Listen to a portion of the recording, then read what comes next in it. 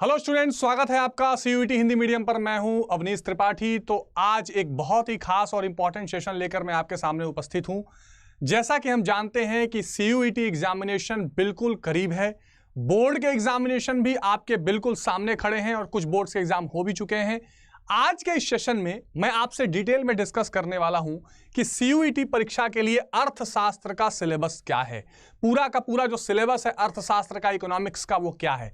अब आप कहेंगे सर हमने तो सुना है जो 12th क्लास में सिलेबस आता है, जो 12th क्लास में पढ़ाया जाता है वही सीयूईटी का सिलेबस है। ये सच है पर अर्ध सत्य है। खास करके हिंदी मीडियम के स्टूडेंट्स आपको तो बहुत ध्यान देने की जरूरत है। जैसे आप बिहार बोर्ड से भी हैं, यूपी बोर्ड से भी हैं, या सीबीएसई बोर्ड से भी हैं, किसी भी बोर्ड से हैं, तो वहां पर सिलेबस वेरी कर जाता है। जैसे बिहार और यूपी बोर्ड में 12th में आपको माइक्रो या व्यष्ट अर्थशास्त्र पढ़ना पड़ता है, पर 12th में जो सीबीएसई बोर्ड में है उनको पढ़ना पड़ेगा हमारा जो इंडियन इकोनॉमिक डेवलपमेंट है, यानी भारतीय अर्थव्यवस्था का विकास। अब आप क्या करेंगे? तो क्या सिलेबस में एक ही रखा गया है या दोनों रखा गया है? पूरा का पूरा सिलेबस क्या है, ये जानना बहुत जरूरी है। इसीलिए आज का ये खास सेशन में आपके लिए लेकर आया हूं। नंबर 1।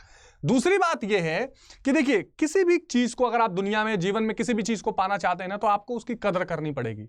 आप बोर्ड का एग्जाम दे रहे हैं, बोर्ड के हिसाब से दे रहे हैं। अगर आप सीयूईटी एग्जाम दे रहे हैं तो आप इसको टेकन फॉर ग्रांटेड नहीं ले सकते हैं। आपको हर हाल में सिलेबस पर काम करना पड़ेगा। और एक कहते हैं ना कि 100 के दीदार अगर है तो नजर पैदा कर, तो नजर और नजरिया ये जो है आपको पैदा करना पड़ेगा इसके सिलेबस के अकॉर्डिंग, तभी आप वो दीदार कर पाएंगे कि आप सक्सेस हो गए। तो अगर आप ड्रीम कर रहे हैं एक अच्छी central universities, BHU, Delhi university, JNU, AMU या सेंट्रल यूनिवर्सिटी ऑफ राजस्थान, जिस तरह की भी सेंट्रल यूनिवर्सिटीज अगर आप एम कर रहे हैं, तो आपको सिलेबस तो जानना ही जानना है। तो आइए आज हम अर्थशास्त्र यानी इकोनॉमिक्स का सिलेबस देखेंगे कि भाई इकोनॉमिक्स में आपको क्या क्या पॉइंट्स या क्या क्या चीजें पढ़ के जानी है। ठीक है, तो मैंने आपको लिए बिल्कुल वेबसाइट से वैसे ही रॉ की रॉ चीज उतारी है, जिससे आप आसानी से कर सकें, आपको कोई प्रॉब्लम ना आए, कोई दिक्कत ना आए। तो ये आपका अर्थशास्त्र या व्यापार अर्थशास्त्र, ये कोड 309 है। ये कक्षा 12 के लिए ही पाठ्यक्रम है जो आपको बेसिकली सीयूईटी में फॉलो करना है। पर यहां पर हम टॉपिक्स सारे देख लेंगे कि कौन कौन से वो इंपॉर्टेंट टॉपिक है जो आपको एग्जामिनेशन में काम आने वाले हैं। तो आइए शुरू करते हैं। जो इंपॉर्टेंट टॉपिक सबसे पहले आप देखेंगे, इसमें आ रहा है क्या? सूक्ष्म अर्थशास्त्र का परिचय। सूक्ष्म अर्थशास्त्र का परिचय किसको कहते हैं? जिसको आप बोलते हैं माइक्रो इकोनॉमिक्स। माइक्रो इकोनॉमिक्स, ठीक है। यहां 50 प्रश्नों वाले एक प्रश्न पत्र में आपको 40 प्रश्नों को हल करने की आवश्यकता होगी, इस बात का तो आप ध्यान रखिएगा। अब यहां पर सूक्ष्म अर्थशास्त्र क्या है, माइक्रो इकोनॉमिक्स क्या है, ये एक बहुत इंपॉर्टेंट सेशन है, बहुत इंपॉर्टेंट क्वेश्चन है और बहुत इंपॉर्टेंट टॉपिक है। तो माइक्रो इकोनॉमिक्स आपने देखा होगा कि जब आप सूक्ष्मतम तरीके से, यानी एक व्यक्तिगत स्तर पर, इंडिविजुअल लेवल पर चीजों का अध्ययन करते हैं, तो वो आप उसको माइक्रो इकोनॉमिक्स का नाम देते हैं। जब वो व्यापक तौर पे हो जाता है तो वो समष्टि अर्थशास्त्र हो जाता है। जब हम सेशन करेंगे तो डिटेल में इन चीजों को पढ़ने वाले हैं, देखने वाले हैं। तो एक तो सूक्ष्म अर्थशास्त्र क्या है, इस पर आप देखेंगे। फिर केंद्रीय समस्याएं, ये बहुत इंपॉर्टेंट टॉपिक है, ये बहुत पूछा जाता है। सेंट्रल प्रॉब्लम्स ऑफ इकोनॉमी, जिसमें आप बेसिकली क्या उत्पादन करें, कैसे उत्पादन करें, किसके लिए उत्पादन करें, इन चीजों की चर्चा करते हैं।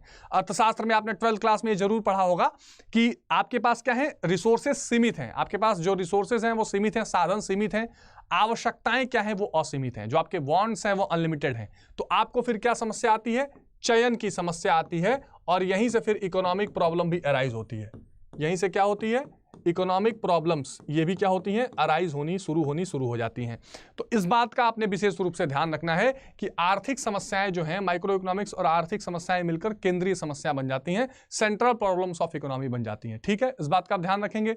तो एक तो ये हो गया सूक्ष्म अर्थशास्त्र क्या है, केंद्रीय समस्याएं क्या हैं, ये हमें इसमें देखना है। फिर आएगा उपभोक्ता व्यवहार की मांग, उपभोक्ता व्यवहार और मांग, ठीक है ना। कंज्यूमर्स बिहेवियर एंड डिमांड, ये वाला बहुत बड़ा व्यापक चैप्टर है। इसमें उपभोक्ता क्या होता है, उपभोग क्या है, इसके साथ साथ जो अनाधिमान वक्र है, उपभोक्ता का संतुलन है, ये सारी चीजें कंज्यूमर इक्विलिब्रियम में सारी चीजें आप देखेंगे। क्या क्या है देख लीजिए। उपयोगिता के दृष्टिकोण के माध्यम से संतुलन का अर्थ। अब आपका कंज्यूमर इक्विलिब्रियम यानी उपभोक्ता का संतुलन क्या कहलाता है, इसमें भी 2 अप्रोच चलते हैं। एक अप्रोच में आप ये देखते हैं कि एक वस्तु की स्थिति में, एक में आप देखते हैं 2 वस्तु की स्थिति में। तो यहां पर जैसे MUX इक्वल्स टू प्राइस, ये एक वस्तु की स्थिति में बन जाता है। एक होता है MUX upon MUY equals to PX upon PY, एक ये वाला चलता है। सब डिटेल में हम देखने वाले हैं, ठीक है। इसके अलावा और हम क्या चीजें देखते हैं, और या तो फिर इसमें आपको क्या करना पड़ता है, अनधिमान वक्र द्वारा संतुलन को बताना पड़ता है। तो ये सारी चीजें जो हैं ये एक एक करके आपको देखने को मिलेंगी और ये चीजें आप देख सकते हैं। ठीक है, तो यहां पर आप संतुलन का अर्थ और उसकी प्राप्ति देखेंगे एक और दो कमोडिटी के मामले में, कि अगर एक वस्तु है या दो वस्तु है, दोनों स्थितियों में आप देखेंगे। ठीक है, कोई दिक्कत तो नहीं है। कोई आपको डाउट होगा तो आप कमेंट सेक्शन में बताइएगा, हम सब उसको एक अलग सेशन में भी देखेंगे। लाइव क्लासेस होती है, लाइव क्लासेस में सब आप डिटेल में करेंगे। मांग की बात करें तो बाजार मांग क्या है, उसके निर्धारण करने वाले तत्व कौन से हैं, ये सारी चीजें भी हमको देखने के लिए मिलेंगी। ठीक है, तो बाजार मांग की उसमें जिसको आप क्या बोलते हैं, मार्केट डिमांड कहते हैं। अब देखिए मांग क्या होती है, किसी एक निश्चित समय पर एक निश्चित कीमत पर जो उपभोक्ता खरीदने को तैयार है वो उसकी मांग कहलाती है। ठीक है, उसमें भी कई चरण है, इच्छा व्यक्त होती है, वस्तु दर्शन होता है, फिर आवश्यकता को पूरा करने का साधन है कि नहीं, फिर वो मांग में चेंज होती है। अब यहां पर मांग भी दो तरीके की होती है, एक होती है व्यक्तिगत मांग जिसको आप क्या बोलते हैं, जिसको आप बोलते हैं इंडिविजुअल डिमांड, एक होती है क्या बाजार मांग। जब आप कई व्यक्तिगत मांगों को जोड़ देते हैं तो वो बाजार मांग बन जाती है। इसको निर्धारक करने वाले तत्व कौन से हैं, यानी जिसको आप अंग्रेजी में कहते हैं डिटर्मिनेंट्स ऑफ डिमांड। ये मैंने आपको बिल्कुल रॉ चीज वहीं से उठा के रखी है, इसलिए अगर आप थोड़ा हेजी भी हो रहा हो तो आप मेरी बात को ध्यान से सुनिएगा। बाकी हम तो डिटेल में क्लासेस में मैं आपको अपने तरफ से भी लिख लिख के चीजें बताता रहूंगा। तो मांग क्या है और उसको निर्धारित करने वाले तत्व कौन कौन से हैं, इसकी चर्चा भी यहाँ होगी। फिर अनुसूची उसकी क्या है, जो मांग टेबल होती है, डिमांड टेबल की, भाई जैसे मान लीजिए ये कीमत है, प्राइस, और ये इसकी मांग है। ठीक है ना, तो अगर मान लीजिए 10 रुपए पे वो 2 मांगता है, 20 रुपए पे वो 1 मांगता है, तो ये क्या होता है, ये इसका अनुसूची या जिसको आप क्या बोलते हैं डिमांड टेबल कहते हैं। तो ये भी पूछा जाएगा। ठीक है, इस बात का भी आप ध्यान रखिएगा। मांग वक्र, तो मांग जैसे क्या होता है, दाएं से बाएं नीचे की ओर, बाएं से दाएं नीचे की ओर मांग वक्र स्लोप करती है, तो इस मांग वक्र के बारे में पूछा जाएगा आपसे। ठीक है, मांग वक्र के साथ गति और बदलाव, तो मांग वक्र में दो चीजें होती हैं, शिफ्ट एंड मूवमेंट, दो चीजें होती हैं मांग वक्र में। तो जिसको आप बोलते हैं या तो उसमें एक्सटेंशन कॉन्ट्रैक्शन यानी संकुचन और विस्तार होगा, या वृद्धि या कमी होगी। तो इससे मांग वक्र में क्या परिवर्तन आते हैं, इसके बारे में भी डिटेल चर्चा हम इसमें करेंगे। ये भी एक बहुत इंपॉर्टेंट पॉइंट है। ठीक है, तो गति और बदलाव, मांग की कीमत लोच यानी प्राइस इलास्टिसिटी ऑफ डिमांड, ये भी एक बहुत इंपॉर्टेंट पॉइंट है। अब ये क्या है, यहां पर आपको न्यूमेरिकल्स भी देखने पड़ेंगे। ठीक है, न्यूमेरिकल्स में आपने 12th क्लास में अगर किया हो तो न्यूमेरिकल्स में 5 तरह की मांग की लोच निकाली जाती है, मतलब 5 तरह की लोच निकलती है। उसको निकालने के 2 तरीके हैं, या तो आप ज्यामिति विधि से निकाल लीजिए, या तो आप क्या करिए, बेसिकली ज्यामिति विधि से न्यूमेरिकल सॉल्व करने को नहीं आता। न्यूमेरिकल तो आएगा किस विधि से, जिसमें आपको प्रतिशत विधि या फिर delta Q upon delta P into P by Q, ये वाली चीजें आपको यूज करके वहां पे मांग की लोच निकालनी पड़ती है। तो अब मांग की लोच से बहुत तरह के सवाल सीयूईटी में पूछे जा सकते हैं। बहुत कम चांसेस हैं कि उसमें न्यूमेरिकल्स पूछे भी जाएंगे बिल्कुल, लेकिन ज़्यादातर चांसेस जो आजकल बन रहे हैं, जो बोर्ड एग्जामिनेशन में ही पूछे जा रहे हैं बहुत सारे सवाल, वो ये पूछा जा रहा है कि किस वस्तु की लोच किस प्रकार की होगी। जैसे अगर आवश्यक वस्तु है तो उसकी लोच किस तरह की हो सकती है, क्या लोचदार होगी कि बेलोचदार होगी, इकाई लोचदार अगर है तो मांग वक्र का शेप कैसा होगा। तो ये एनालिटिकल और फैक्चुअल, ये दोनों तरीके के सवाल आपसे पूछे जा सकते हैं। तो इसके लिए आपको एग्जाम में तैयार रहना है, जिसकी तैयारी हम आपको बिल्कुल डिटेल में कराएंगे। ठीक है, तो ये हो गया कीमत लोच। मांग की कीमत लोच की मार्क में प्रतिशत, कुल व्यय और ज्यामिति तरीके, तीनों तरीके यहाँ मेंशन हैं। एक कुल व्यय वाला भी तरीका है, टोटल आउटले मेथड बोलते हैं, और एक ज्योमेट्रिकल मेथड यानी ज्यामिति विधि है, और एक तो प्रतिशत विधि जो मैंने आपसे चर्चा की वो तो है ही। ठीक है, तो इस बात का आपको ध्यान रखना है। ये था आपका पूरा क्या माइक्रो वाली कहानी। जब आप सूक्ष्म अर्थशास्त्र देखेंगे यानी माइक्रो इकोनॉमिक्स देखेंगे तो वहां ये चीज आपको दिखाई देगी, किसमें, माइक्रो इकोनॉमिक्स में। ठीक है, अब कहानी आएगी किसकी, समष्टि यानी मैक्रो इकोनॉमिक्स की। ठीक है, मैक्रो। तो समष्टि अर्थशास्त्र में क्या होगा, समष्टि अर्थशास्त्र में राष्ट्रीय आय और संबंधित समुच्चय, ये यहां पर एक पूछा जाएगा कि नेशनल इनकम और उससे रिलेटेड जो एग्रीगेट्स हैं इसके बारे में आपको बताना पड़ेगा। तो राष्ट्रीय आय क्या है, आपको पता है कि ये जीडीपी के साथ इसको कैलकुलेट किया जाएगा। जीडीपी से एनडीपी-एफसी बनाया जाता है।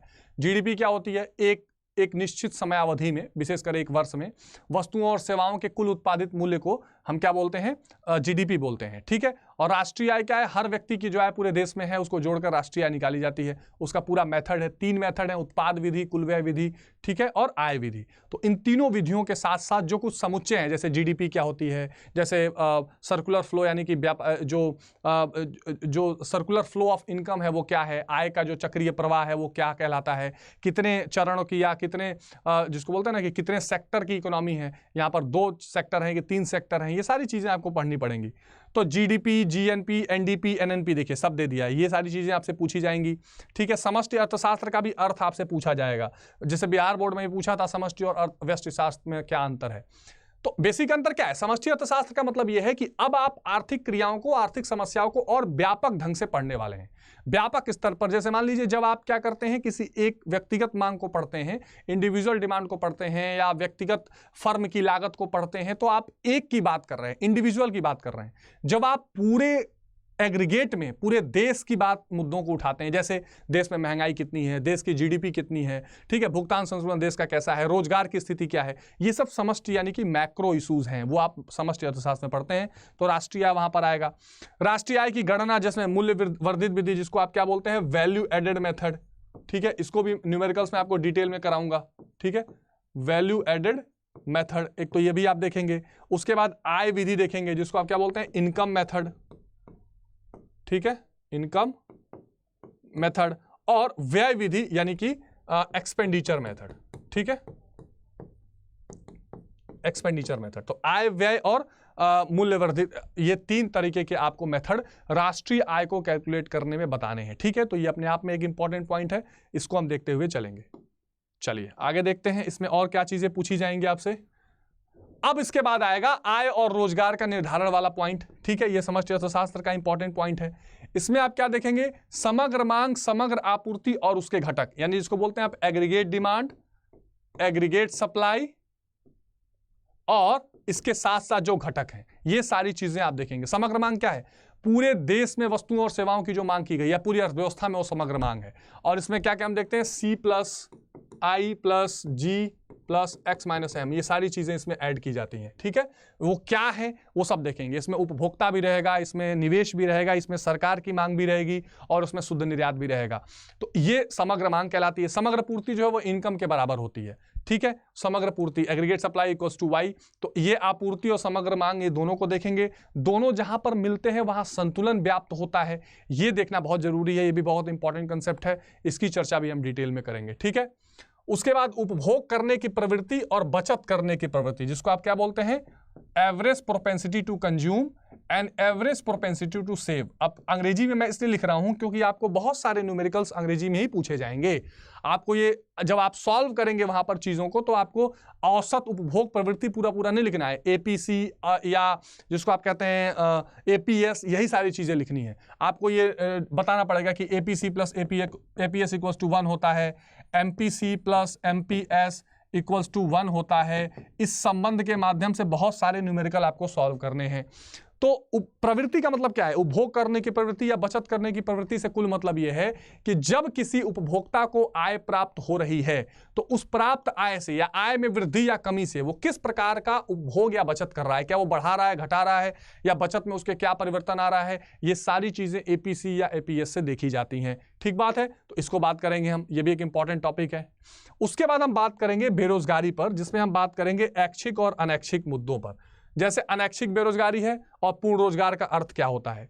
अनैच्छिक बेरोजगारी का मतलब होता है इनवॉलेंट्री अनएम्प्लॉयमेंट, मतलब देश में रोजगार का स्तर क्या है। बहुत सारे लोग ऐसे रहेंगे जो कार्य तो करना चाह रहे हैं मगर उनको रोजगार प्राप्त नहीं हो रहा है। वो काम तो करना चाह रहे हैं मगर उनको क्या हो रहा है, रोजगार प्राप्त नहीं हो रहा है। तो वो दी हुई वेज रेट पर, यानी दी हुई जो उनको मजदूरी दर है उस पर काम करने को तैयार हैं लेकिन उनको रोजगार नहीं मिल पा रहा। तो इस कंडीशन को बोलते हैं ऐच्छिक बेरोजगारी। ये भी एक इंपॉर्टेंट कंडीशन है, इसे आपने ध्यान में रखना है। उसके बाद बात आती है आय और रोजगार का निर्धारण 2 सेक्टर मॉडल। ठीक है, 2 सेक्टर मॉडल ही पूछा है, इस बात का आप ध्यान रखिएगा। 3 और 4 सेक्टर नहीं पूछा है। 2 सेक्टर मॉडल मतलब अर्थव्यवस्था में फर्म होगी और गृहस्थ होगा। ठीक है, यानी जिसको आप बोलते हैं firm and house hold, S से दिखाते हैं।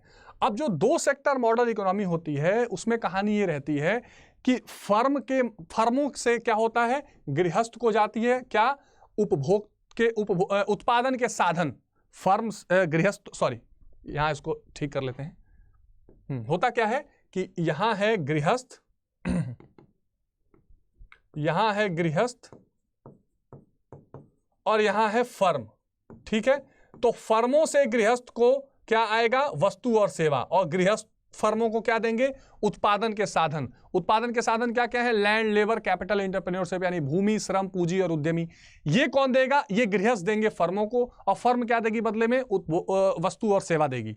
तो ये क्या है? दो सेक्टर मॉडल जब होता है, जब केवल अर्थव्यवस्था में दो ही सेक्टर हैं, जैसे इसमें मेंशन है पूरी तरह से केवल दो सेक्टर हैं, दो ही वर्ग हैं, तो उस कंडीशन में क्या होगा?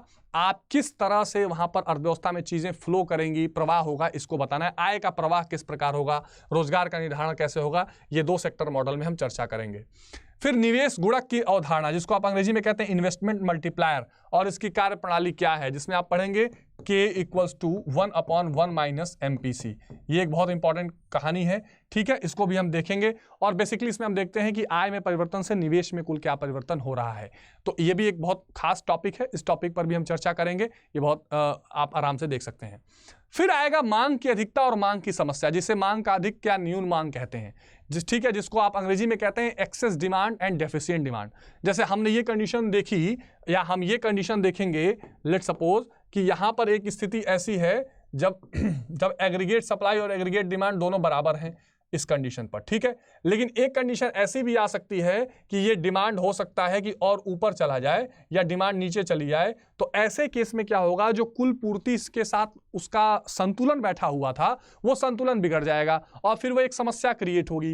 ये समस्या फिर महंगाई की वजह से भी हो सकती है, मंदी भी हो सकती है। फिर उसको ठीक करने के क्या तरीके हैं, राजकोषीय नीतियां और मौद्रिक नीतियां इसमें कैसे काम आएंगी, इस पर डिटेल में चर्चा आपको, क्योंकि यहां से बहुत ज्यादा, जिसको कहते हैं ना कि एनालिटिकल क्वेश्चन आपसे पूछेगा। वो क्वेश्चन पूछ देगा कि देश में मांग की अधिकता होने के कारण राजकोषीय नीति किस प्रकार की सरकार बनाएगी, क्या वो संकुचित बनाएगी, क्या वो व्यापक बनाएगी, या मौद्रिक नीति में क्या क्या परिवर्तन कर सकता है केंद्रीय बैंक, यहां से सवाल पूछे जा सकते हैं। बहुत इंटरेस्टिंग ये टॉपिक्स हैं, इन टॉपिक को भी हम बहुत इंटरेस्टिंग रूप से ही देखेंगे, इसमें कहीं कोई दिक्कत नहीं आएगी, ठीक है। तो इस बात का आप ध्यान रखिएगा।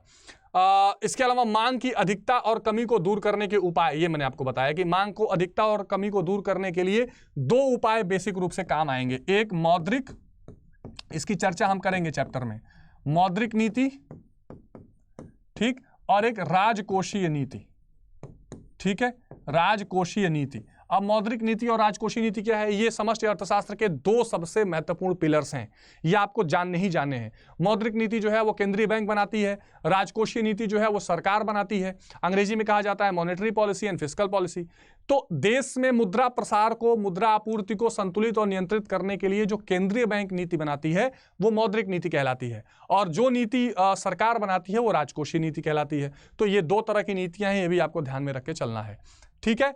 ऋण की उपलब्धता और सरकारी खर्च में बदलाव, ये भी बहुत इंपॉर्टेंट है कि ऋण की उपलब्धता है कि नहीं और सरकारी खर्च में क्या बदलाव आ रहे हैं, इसको भी देख के चलना है। और ये हमारे समष्टि अर्थशास्त्र का एक बहुत व्यापक पॉइंट है, तो ये भी आपको सीयूईटी एग्जाम के हिसाब से लेकर चलना है। उसके बाद जो इंपॉर्टेंट चीजों का डिस्कशन करना है हमें, मुद्रा और बैंकिंग, ठीक है। क्या करना है? मुद्रा और बैंकिंग। ये यहां पर जो मैं मौद्रिक नीति आपसे चर्चा कर रहा था, यहां पर ये थोड़ा और डिटेल में आप देखेंगे। तो मुद्रा के बारे में सबसे आप पढ़ेंगे, मुद्रा का अर्थ क्या है, विकास क्या है, कार्य क्या है। हम सब ने 9th-10th में पढ़ा है कि जब मुद्रा नहीं था तो उससे पहले वस्तु विनिमय प्रणाली चलती थी। तो वस्तु विनिमय प्रणाली के साथ साथ मुद्रा का अर्थ क्या है? मुद्रा वह है जो मुद्रा का कार्य करे, ठीक है। ये सारी डेफिनेशंस आपने देखे होंगे, तो मुद्रा के बारे में थोड़ा पढ़ेंगे। उसके बाद कौन सी लीगल मनी, यानी कौन सा एक तरह से कह सकते हैं कि वैधानिक मुद्रा है, कौन गैर वैधानिक मुद्रा है, किस मुद्रा को कौन इशू करता है, सारी चीजें देखेंगे। उसके बाद हम बात करेंगे केंद्रीय बैंक, जिसको आप कहते हैं सेंट्रल बैंक। सेंट्रल बैंक, और भारत में सेंट्रल बैंक कौन है? आरबीआई, ठीक है। तो इसके बारे में आपको ठीक से पढ़ना है, आरबीआई के बारे में विशेष रूप से देख लीजिएगा। मैं तो आपको कराऊंगा ही सारे के सारे टॉपिक्स, और इसमें हम पढ़ेंगे कि इसके कार्य क्या हैं, इसके अधिकार क्या हैं और इसका अर्थ क्या है। तो आप ये समझ लीजिए कि देश में बैंकिंग प्रोसेस का जो नियंत्रक है, जो रेगुलेटर है पूरा, वो आरबीआई या केंद्रीय बैंक कहलाता है। इसके विभिन्न कार्य हैं। सबसे प्रमुख कार्यों में एक तो करेंसी इशू करना, यानी कि नोट की छपाई, निर्गमन करना, है ना। इसके अलावा इसका कार्य है क्या? बैंकों में साख का नियंत्रण करना। दो शब्द आपको ध्यान देके चलना है। इन्हीं दो शब्दों के साथ आपको केंद्रीय और वाणिज्यिक बैंक में अंतर देखना है। एक है साख नियंत्रण, एक है साख नियंत्रण, और एक है साख निर्माण। एक है साख नियंत्रण और एक है साख निर्माण। अब ये आपको समझ के चलना है कि इन दोनों का क्या अर्थ होता है, क्या मतलब होता है। तो देखिए, ये जो साख नियंत्रण है ये करती है केंद्रीय बैंक, और जो साख निर्माण है वो करता है वाणिज्यिक बैंक। अगला जो आपका पॉइंट है वही है वाणिज्यिक बैंक, उसका कार्य क्या है, तो जमा स्वीकार करना, आपको कर्ज देना और साख का निर्माण करना, क्रेडिट क्रिएट करना। आप देखते हैं ना आजकल पूरी अर्थव्यवस्था में हर काम क्या हो रहा है, क्रेडिट पर हो रहा है, लोन पर हो रहा है। एक आदमी पैसा जमा कर रहा है, उस पैसे से 10 आदमी इस्तेमाल करके उसको अपना अपना काम कर रहे हैं, तो ये क्या हो जाता है, ये क्रेडिट क्रिएशन हो जाता है। और ये काम कौन करेगा, ये काम करेगी केंद्रीय वाणिज्यिक या कमर्शियल बैंक। तो ये सारी चीजें भी हम पढ़ेंगे, बहुत इंपॉर्टेंट है। फिर हम आएंगे सरकारी बजट और उसके घटक पर, यानी सरकारी बजट, और ये संबंधित है पूरा, अच्छा ये वाला जो पूरी कहानी है वो संबंधित है मौद्रिक नीति से। यहां पर आप देखेंगे बेसिकली मौद्रिक नीति, और इस वाली कहानी में आप देखेंगे राजकोषीय नीति। इस वाली कहानी में आप देखेंगे राजकोषीय नीति। ठीक है, इस बात का आप ध्यान रखिएगा। तो सरकारी बजट क्या है, हर वर्ष सरकार अपने आय और व्यय का लेखा जोखा देती है संसद में, ये सरकारी बजट है। और सरकारी बजट के कार्य क्या हैं, उसके उद्देश्य क्या हैं, उसके घटक कौन कौन से हैं, राजस्व है, जैसे प्राप्ति है और खर्च है। ठीक है, तो प्राप्ति और खर्च में जैसे राजस्व प्राप्ति पूंजीगत प्राप्ति है, ऐसे ही राजस्व व्यय है और पूंजीगत व्यय है। राजस्व और व्यय, इसमें दो, प्राप्ति और व्यय दो चीजें होती हैं, तो इसके बारे में पढ़ेंगे। सरकारी बजट का उद्देश्य क्या है, इसके प्राप्तियों का वर्गीकरण क्या है, जैसे राजस्व और पूंजी मैंने अभी आपको समझाया। तो राजस्व और पूंजी में जो पैसा सरकार को मिल रहा है, कुछ ऐसा पैसा होता है जिसकी वजह से सरकार को ना तो कोई लायबिलिटी बनती है और ना ही कोई उसके संपत्ति में कमी आती है, यानी कोई देनदारी नहीं बढ़ेगी, कोई संपत्ति में कमी नहीं आएगी, उसका अपना पैसा होगा, जैसे उसको टैक्स से पैसा मिलता है, तो ये राजस्व प्राप्ति है। और सरकार जब कहीं से ऋण लेके आती है या कहीं कोई कर्ज लेती है या कोई एसेट बेचती है, तो वो उसकी पूंजीगत प्राप्ति है। इसके बारे में डिटेल में देखेंगे, और बहुत क्वेश्चन एग्जांपल देकर यहां से पूछेगा। वो आपसे पूछ देगा कि सरकार ने वर्ल्ड बैंक से कर्जा लिया है, ये सरकार की कौन सी प्राप्ति है, या वो पूछ देगा कि सरकार ने किसी अपने सरकारी कंपनी की अपनी हिस्सेदारी बेच दी है, उससे जो सरकार को पैसा मिला वो कौन सी प्राप्ति मानी जाएगी। तो यहां पर इन चीजों के लिए आपको तैयार रहना है। ठीक है, उसके बाद हम बात करेंगे संतुलित बजट, अधिशेष बजट और घाटे का बजट। ये बजट के तरीकों के बारे में बात करेंगे। जितना सरकार को पैसा मिला अगर उतना ही खर्च हो गया तो संतुलित, अगर खर्च ज्यादा हुआ तो वहां पर आप असंतुलित, और अगर पैसा बच गया है तो फिर मतलब अगर खर्च ज्यादा हो गया तो घाटे का बजट यानी डेफिसिट बजट कहते हैं, और अगर उतना ही उसमें से पैसा बच भी गया तो सरप्लस बजट या अधिशेष बजट कहते हैं। तीनों का अर्थ क्या है, तीनों में बेहतर बजट क्या माना जाएगा, ये सारी चीजों की चर्चा होगी।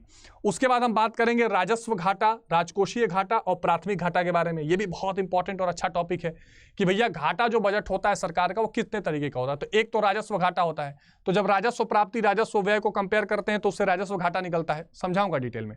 और जब ओवरऑल बजट के घाटे को देखते हैं तो उससे राजकोषीय घाटा निकल के आता है, और राजकोषीय घाटे में से जब आप ब्याज वाला चीज माइनस कर देते हैं कि कितना ब्याज सरकार ने भरा है, तो वहां से प्राथमिक घाटा निकलता है। इस पर भी न्यूमेरिकल्स आने के चांसेस रहते हैं, ध्यान रखिएगा। उसके बाद हम बात करेंगे अदायगी संतुलन। यहां पर बेसिकली बीओपी पढ़ना है आपको, बैलेंस ऑफ पेमेंट के बारे में ठीक से। तो विदेशी और विदेशी विनिमय दर, फॉरेन एक्सचेंज रेट, दो चीजें यहां पर पढ़नी है। ठीक है, तो विदेशी विनिमय दर में आप, विदेशी विनिमय दर क्या होता है कि आप एक मुद्रा के मुकाबले दूसरा मुद्रा की क्या वैल्यू है, ये विदेशी विनिमय दर कहलाता है। $1 की कीमत भारत में कितनी होगी, ये कैसे तय होगा, जिस रेट पे तय होगा विदेशी विनिमय दर होगा। अब बात ये आती है, ये तो इसका मतलब हो गया, ये कितने तरीके के होते हैं, क्या ये हमेशा फिक्स होते हैं, तो जी हाँ फिक्स वाला भी सिस्टम होता है, अब कम लागू है। क्या ये फ्लेक्सिबल या बदलते रहते हैं, तो जी हाँ गतिशील भी होते हैं, और आजकल वही चल रहा है। तो मांग और पूर्ति के हिसाब से विनिमय दर आजकल तय होते हैं। तो हम यहाँ पर पढ़ेंगे कि विनिमय दर स्थिर का क्या मतलब है, उसके क्या गुण दोष हैं, मांग और आपूर्ति के माध्यम से कैसे निर्धारण होगा। तो इसमें बेसिकली आप विनिमय दर का जो डिटर्मिनेशन है या निर्धारण है उसके बारे में डिटेल में पढ़ने वाले हैं, तो ये भी एक इंपॉर्टेंट टॉपिक है। उसके बाद हम पढ़ेंगे अदायगी खातों का संतुलन, अर्थ या घटक, और हाल के विनिमय दर मुद्दों में संक्षिप्त विश्लेषण। तो ये भी इंपॉर्टेंट टॉपिक्स हैं, छोटे छोटे दो टॉपिक्स हैं, इनको भी हम देख लेंगे, इसमें कहीं कोई दिक्कत आने वाली नहीं है। ठीक है, तो ये आपको समझ में आ रहा होगा। तो वहां बैलेंस ऑफ पेमेंट को हम पूरी तरह खत्म कर देंगे, भुगतान शेष को पूरी तरह देख लेंगे, कैपिटल अकाउंट क्या है, करेंट अकाउंट क्या है, सब देख लेंगे। अब जो मैं आपसे चर्चा करने वाला हूं कि यहां पर सूक्ष्म अर्थशास्त्र भी पूछा है, यानी आपसे क्या पूछा है, व्यष्टि अर्थशास्त्र के भी पॉइंट पूछ दिए, पर लागत वागत वाला हटा दिया वहां से, ध्यान रखिएगा। कॉस्टिंग वाला जो पूरा तरीका था प्रोडक्ट, वो थोड़ा सा वहां से किनारे कर लिया है। अब हम यहाँ पर पढ़ेंगे भारतीय अर्थव्यवस्था का विकास। ठीक है, भारतीय अर्थव्यवस्था का कैसे विकास हुआ है, इंडियन इकोनॉमिक डेवलपमेंट वाले जो इंपॉर्टेंट पॉइंट्स हैं उसको देखेंगे। तो इसमें क्या पूछा हुआ है, विकास का अनुभव 1947 से 90 तक का कैसा रहा है। ठीक है, ये हम पीछे आ गए थोड़ा, हाँ ठीक है। तो ये भारतीय अर्थव्यवस्था का क्या है, भारतीय अर्थव्यवस्था का विकास में हम पढ़ेंगे विकास का अनुभव 1947 से 90 तक क्या रहा है, और खास करके इसमें जो नई आर्थिक नीति हमने अपनाई है वहां तक की पूरी कहानी इसमें है। तो स्वतंत्रता की पूर्व संध्या पर भारतीय अर्थव्यवस्था का स्थिति की संक्षिप्त परिचय, जो पहला चैप्टर है India on the eve of independence, हमारे इंडियन इकोनॉमिक डेवलपमेंट वाली किताब का, उसका पहला चैप्टर है। और वहां से फिर भारतीय आर्थिक प्रणाली और पंचवर्षीय योजनाओं के सामान्य लक्ष्य, ये बहुत इंपॉर्टेंट और अच्छा टॉपिक है, इसके बारे में भी हम चर्चा करेंगे, खासा इंपॉर्टेंट है ये, ठीक है। ये जो राजनीति विज्ञान के स्टूडेंट होंगे वो भी नियोजित विकास वाले प्रणाली में ये चैप्टर पढ़े होंगे, और यहाँ तो हम बहुत अच्छे तरीके से पढ़ेंगे ही, तो बहुत ही शानदार, बहुत ही मजा आने वाला है इसमें, ठीक है। उसके बाद हम पढ़ेंगे कृषि की विशेषताएं क्या हैं, समस्याएं क्या हैं, और उसके लिए हमने क्या नीति अपनाई है, और उसके साथ साथ विदेशी व्यापार, उद्योग, विदेशी व्यापार, ये सारी चीजें पढ़ेंगे। तो कृषि में हम विशेष करके हरित क्रांति की बात करेंगे, जो पंचवर्षीय योजनाओं में कृषि हमारा एक मुद्दा रहा है, प्रथम पंचवर्षीय योजना हैरल्ड डोमर मॉडल प्लान, उसकी थोड़ी चर्चा करेंगे। इसके अलावा कृषि के विकास दर अभी क्या है, कैसे प्राथमिक क्षेत्र से आगे किन किन कारणों से तृतीय क्षेत्र निकलता गया, क्या उसमें गुण हैं, क्या दोष हैं, क्या समस्याएं हैं, सबकी चर्चा करेंगे। और व्यापार, विदेशी व्यापार जो हमारा, उसकी भी चर्चा करेंगे, ठीक है। चलिए, ये तो हमने रख लिया। अच्छा, इसमें कृषि वाले में संस्थागत पहलू और नई कृषि रणनीति की बात भी करनी है। संस्थागत पहलू में कौन कौन सी वो संस्थाएं हैं जो कृषि के लिए काम कर रही हैं, जैसे सरकारी संस्थाएं हैं, नाबार्ड जैसी संस्थाएं हैं, सरकार के मंत्रालय हैं, जैसे किसान क्रेडिट कार्ड जैसी जो सुविधाएं हैं, तो स्कीम, सारी चीज़ों की चर्चा इसमें थोड़ी करेंगे। भारतीय अर्थव्यवस्था के सामने वर्तमान चुनौतियां क्या हैं, ये भी एक बहुत इंपॉर्टेंट टॉपिक है कि एट प्रेजेंट क्या क्या चुनौतियां हैं जो भारतीय अर्थव्यवस्था के सामने चल रही हैं। तो निर्धनता, जो पोवर्टी है, ये एक चैप्टर है, उसमें पूर्ण और सापेक्ष निर्धनता उन्मूलन के लिए मुख्य कार्यक्रम, ये सारी चीजें, यानी पोवर्टी एलिवेशन प्लान्स क्या क्या हैं, प्रोग्राम कौन कौन से बनाए गए हैं, MG नरेगा है, स्वर्ण जयंती ग्राम स्वरोजगार योजना, इस तरह की बहुत सारी योजनाएं हैं जो गरीबी को दूर करने के लिए बनाई गई हैं, तो इस पर हम बात करेंगे। मानव पूंजी निर्माण, ये एक बहुत अच्छा चैप्टर है, जिसको आप कहते हैं अंग्रेजी में human capital formation, human capital formation, ठीक है। तो ये एक बहुत अच्छा इंपॉर्टेंट टॉपिक है, ह्यूमन कैपिटल फॉर्मेशन। इसकी चर्चा हम थोड़ी करेंगे कि कैसे मानव एक संसाधन के रूप में है, और संसाधन के रूप में होने के साथ साथ इसमें जो सबसे इंपॉर्टेंट चीज़ आ रही है ये कि इस संसाधन को हम कैसे शिक्षा, स्वास्थ्य, ये सारी अच्छी सुविधाएं दें ताकि वो क्या कर सके, वो एक पूंजी का रूप ले सके, है ना। वो एक मतलब उसमें एक तरह का ऐसा निवेश करके हम बनाएं कि वो बाद में उसका आउटपुट बढ़िया आए। जैसे एक व्यक्ति है, अगर आप उसको अच्छा शिक्षा देंगे, अच्छे स्वास्थ्य सुविधाएं देंगे, ये सारी चीज़ें देंगे, तो और बेहतर करके आ सकता है। तो ये सारी चीज़ें इसमें हम करेंगे। कितने लोग संसाधन बनते हैं, आर्थिक विकास में मानव पूंजी की क्या भूमिका है, बहुत अच्छे अच्छे मुद्दे हैं। ग्रामीण विकास, इसमें हम बहुत अच्छे तरीके से देखेंगे कि ग्रामीण रूरल डेवलपमेंट का मतलब क्या है, स्थिति क्या है, कौन कौन से प्लान एंड पॉलिसीज हैं। साख और विपणन देखेंगे, सहकारी समितियों की भूमिका देखेंगे जो कोऑपरेटिव्स होते हैं, और फिर हम देखेंगे रोजगार की स्थिति यानी कि एम्प्लॉयमेंट। इसमें रोजगार औपचारिक और अनौपचारिक दो तरीके के हैं, तो वो कौन कौन से होते हैं। कार्यबल की भागीदारी यानी वर्कफोर्स कैसे इसमें काम कर रहा है। इसके अलावा समस्याएं और नीतियां क्या क्या है रोजगार को लेकर, और कौन कौन सी पॉलिसीज और रोजगार से संबंधित प्रोग्राम्स इंप्लीमेंट किए गए हैं। तो ये बहुत ज़्यादा करंट से भी रिलेटेड टॉपिक्स होते हैं, इनको भी हम डिटेल में देखने की कोशिश करेंगे। आई होप कि इसमें कोई दिक्कत नहीं आएगी आपको। फिर हम आधारिक संरचना की भी बात करेंगे। आधारिक संरचना में हम इंफ्रास्ट्रक्चर की बात करेंगे, इसका अर्थ और प्रकार देखेंगे, ठीक है।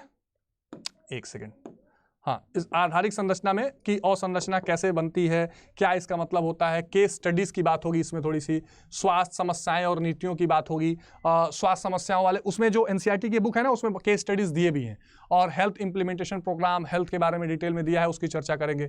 लास्ट में एक बहुत इंपॉर्टेंट पॉइंट करेंगे हम, सतत आर्थिक विकास। सतत आर्थिक विकास क्या होता है, सस्टेनेबल इकोनॉमिक डेवलपमेंट। पूरी दुनिया में ये टॉपिक छाया हुआ है कि हम विकास का मॉडल ऐसा अपनाएं कि हम आज अपने आप को विकास तो करें, पर आने वाली संततियों के लिए, आने वाले फ्यूचर के जो संसाधन है उसको नुकसान या बुरी तरह खत्म ना करें, जिसको हम पोषणीय विकास भी कहते हैं, धारणीय विकास भी कहते हैं। ये बहुत इंपॉर्टेंट टॉपिक है, छाया हुआ है, इसकी बात करेंगे। इसमें ग्लोबल वार्मिंग की बात करेंगे, क्योंकि पर्यावरण पर सबसे ज़्यादा प्रभाव चीज़ों का पड़ रहा है। ग्लोबल वार्मिंग आप जानते हैं, वैश्विक ताप, जो ग्रीन हाउस गैसेज है, अगर उनकी मात्रा बढ़ती जाए तो उससे फिर गर्मी बढ़ती है, और जो आसपास के क्षेत्र हैं वो डूब रहे हैं। कार्बन उत्सर्जन इसमें बहुत बड़ा कारण है। तो इन चीज़ों को हम बहुत डिटेल में देखेंगे, ये सतत आर्थिक विकास में हमको डील करना है। फिर हम लास्ट में देखेंगे भारत का विकास का अनुभव कैसा रहा है, पड़ोसियों के साथ हमारी तुलना, जैसे चीन, पाकिस्तान, इनके साथ देखेंगे थोड़ा, भारत और पाकिस्तान, भारत और चीन, आर्थिक विकास, जनसंख्या, क्षेत्रीय विकास और अन्य मानव विकास संकेतक यानी ह्यूमन डेवलपमेंट इंडेक्स जो हैं, जैसे ह्यूमन डेवलपमेंट इंडेक्स निकलता भी है तो भारत में अलग अलग राज्यों की क्या स्थिति है, भारत की क्या स्थिति है, ये सारी चीज़ें हम यहाँ पर देखने वाले हैं। तो कुल मिला जुलाकर ये आपका एक कॉम्प्रिहेंसिव सिलेबस था जो मैंने आपको डिटेल में डिस्कस किया है बिना किसी जल्दी के। अब आपको कमेंट बॉक्स में सबसे पहले तो ये बताना है कि आपने 12th में पढ़ाई करी, इसमें कोई दो राय नहीं है, आप किन मुद्दों पर अटकते हैं, किन पॉइंट्स पर। अब देखिए मैंने आपको सिलेबस समझा दिया ना, बहुत सारे ऐसे मुद्दे थे जो व्यष्टि अर्थशास्त्र के इसमें कम पूछे गए हैं, बहुत सारे ऐसे पॉइंट्स थे जो अलग अलग पॉइंट मेंशन करके बताए गए हैं। तो अब आपके दिमाग में सिलेबस ठीक से गूंज रहा होगा। अब आप कमेंट करके ये बताएंगे कि आपको क्या क्या चीज़ों में, किन किन टॉपिक्स में ज़्यादा दिक्कत है, जब आप क्वेश्चन सॉल्व कर रहे हैं तो आपको कहाँ परेशानी आ रही है, क्या अप्रोच आप चाहते हैं, सारी चीज़ें आप कमेंट बॉक्स में बताएंगे। हम आपके साथ डिटेल में इस चैनल पर पूरे CUET सिलेबस को कवर करने वाले हैं। जो 12th एग्जामिनेशन है उसको भी हम ठीक से उससे रिलेटेड सारे कंटेंट्स भी आपको देंगे। लाइव क्लासेस और इस तरह की रिकॉर्डेड क्लासेस आपको मिलती रहेंगी। यहाँ पर आप अपने डाउट्स, अपने क्वेरीज, अपने क्वेश्चंस कमेंट बॉक्स में छोड़ सकते हैं। मेरे साथ आप भूगोल, राजनीति शास्त्र भी पढ़ेंगे, उसके भी सिलेबस मैं आपको बहुत जल्द प्रोवाइड कर दूंगा। तो ये सारी की सारी चीज़ें आप रिवाइज करते रहिए, पढ़ते रहिए और इसी अनुसार नोट्स बना के अपनी पढ़ाई को एक दिशा दीजिए। हमारे साथ आप बने रहिए। आपकी जो भी समस्याएं, और हिंदी मीडियम स्टूडेंट्स के लिए खास करके ये चैनल समर्पित है। हम आपको बेहतर से बेहतर जो कह सकते हैं जितनी मदद होगी करेंगे, और इन सभी टॉपिक्स को इतने आसानी से और मजे के तरीके से पढ़ेंगे कि आपको कभी कोई दिक्कत आने वाली नहीं है। तो बिल्कुल बने रहिए, लाइक, शेयर और सब्सक्राइब करिए, सब तक इस वीडियो को पहुंचा दीजिए ताकि ये सिलेबस एक एक आदमी तक, एक एक स्टूडेंट्स तक पहुंच सके। Thank you so much. Join करिए अगली क्लासेस में। Thank you. जय हिंद।